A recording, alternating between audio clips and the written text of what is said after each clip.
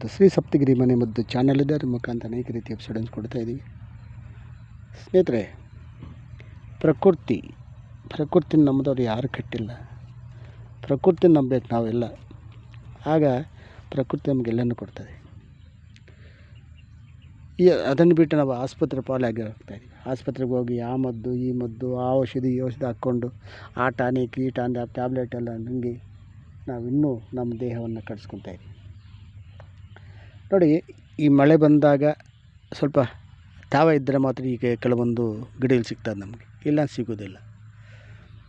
ಇದು ಬಂದು ಈ ತುಳಸಿಯಲ್ಲಿ ಇದೊಂದು, ತುಳಸಿ ಗಿಡದಲ್ಲಿ ಇದೊಂದು, ಅರಣ್ಯದಲ್ಲಿ ಸಿಗ್ತದೆ. ಇವೆಲ್ಲ ಬೆಟ್ಟ ಗುಡ್ಡಗಳಲ್ಲಿ ಸಿಗ್ತವೆ. ಇದು ಎಂತಹ ಗಾಯಗಳಾಗಲಿ ಗಾಯಗಳನ್ನು ವಾಸಿ ಮಾಡೋ ಶಕ್ತಿ ಈ ಒಂದು ಗಿಡಕ್ಕಿದೆ.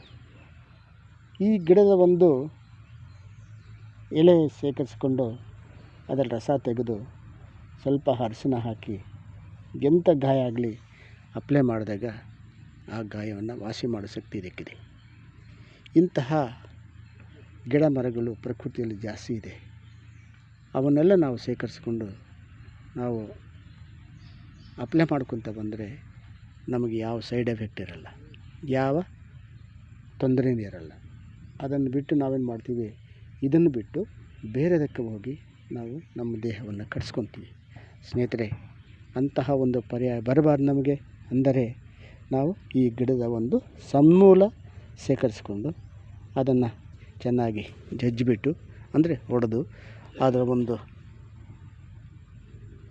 ಪೇಸ್ಟಿಗೆ ಸ್ವಲ್ಪ ಅರಿಶಿನ ಹಾಕಿ ಎಂತಹ ಗಾಯ ಆಗಲಿ, ಗಜ್ಜಿ ಆಗಲಿ, ದೊಡ್ಡ ದೊಡ್ಡ ಗಾಯಗಳಾಗಲಿ ಇದನ್ನು ಅಪ್ಲೈ ಮಾಡ್ತಾ ಬಂದರೆ